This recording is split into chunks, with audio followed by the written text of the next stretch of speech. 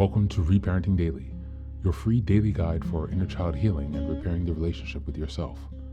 This podcast helps you establish a consistent reparenting routine and is divided into 3 sections. The first is a daily reading, the second is a discussion of that reading, followed by suggested journal prompts, and the last section is a peaceful binaural beats meditation for closing. Good morning, good afternoon, and good evening from whenever and wherever you're joining us. I'm so glad that you can join us for this journey of self-expansion. If this is your first time, welcome.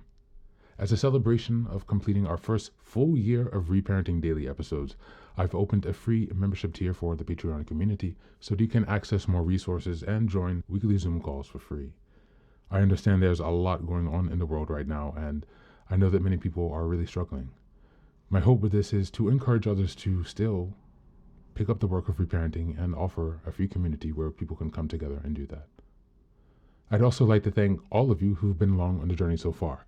Just as a reminder, this is a free podcast, but you can support the project by purchasing the Reparenting Daily journal, where you can follow us along all year. This 333-page journal gives you extra insight and resources for each week, and it also provides space for you to keep your notes. Another way to support the podcast is to purchase the Fairy Tales for Reparenting series, volumes 1 through 3. This collection organizes famous and obscure fairy tales from around the world into 3 phases of the hero's journey, beginning, middle, and end. And while you might think that fairy tales are for kids, I'd like to challenge you here. These stories contain profound truths and lessons carried down over millennia that we can use to integrate in our reparenting journey. It's a fun way to connect with your inner child. Each volume contains 10 fairy tales.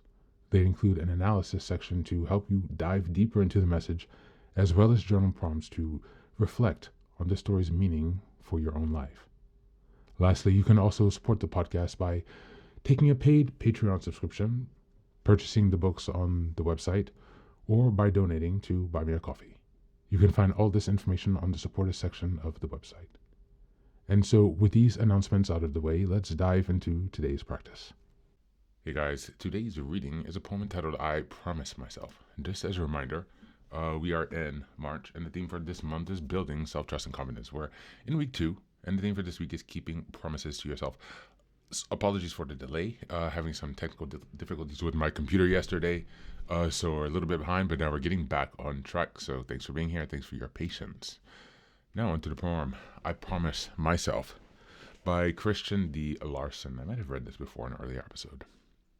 I promise myself to be so strong that nothing can disturb my peace of mind, to talk health, happiness, and prosperity to every person I meet, to make all my friends feel that there is something worthwhile in them, to look at the sunny side of everything and make my optimism come true, to think only of the best, to work only for the best, and to expect only the best.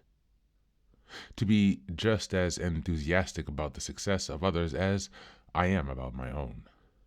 To forget the mistakes of the past and press onto the greater achievements of the future. To wear a cheerful expression at all times and give a smile to every living creature I meet.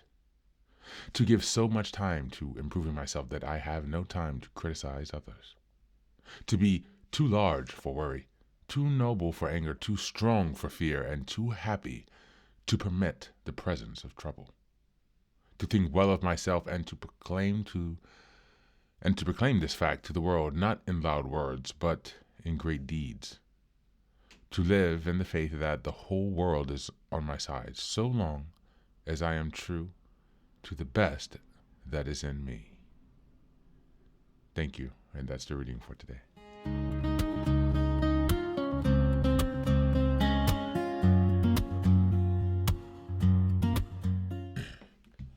Hey guys, welcome back. This poem reads like a personal code of conduct, not a wish list, but a commitment. Keeping promises to yourself begins with deciding who you intend to be regardless of your circumstances.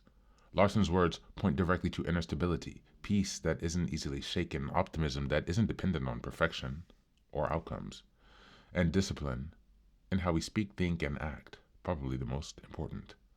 You see, when we make commitments like this to ourselves, we stop drifting through life, reacting to everything around us. That's how we begin to steer and direct our life. Another powerful idea in this poem, is that personal responsibility for your mental environment is essential. Talking about happiness, health, and prosperity is not about denying reality, it's about choosing what you cultivate. Happiness, it says, love, prosperity, and money, as Rev Ike says. It's funny that comes back. If your mind is a garden, then every thought you water grows. Keeping promises to yourself means gardening that garden carefully. Less criticism, less dwelling on past mistakes, more focus on growth, improvement, and possibility. It's the difference between being your own saboteur and becoming your own ally. As we go into the journal prompts for today, number 1, what is one small promise that I can realistically make to myself today and keep? Number 2, in what area of my life have I broken promises to myself? And what would rebuilding trust with myself look like? And number 3, which line from this poem resonates with the person I want to become?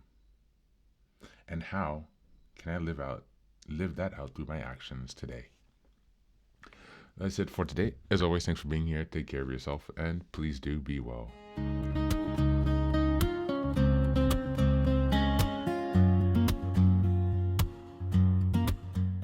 Welcome back. Now, this is the third and final section of the daily podcast. This is your silent meditation. Please find a place where you can be comfortable and undisturbed, where you can relax and spend some time with yourself for this 10-minute silent meditation. You can choose to be sitting, standing, lying down, or in whatever position makes you comfortable today. Just take some time to listen to yourself. Next, be sure that you are taking some time to be with your breath to connect with your body. Don't be disturbed or overwhelmed by your thoughts. Simply allow them to pass. Just observe them. Do not engage with your thoughts. Only be mindful of them passing as if they are drifting down a river. Use this time to connect with yourself. Whatever time of day you are listening to this, Namaste.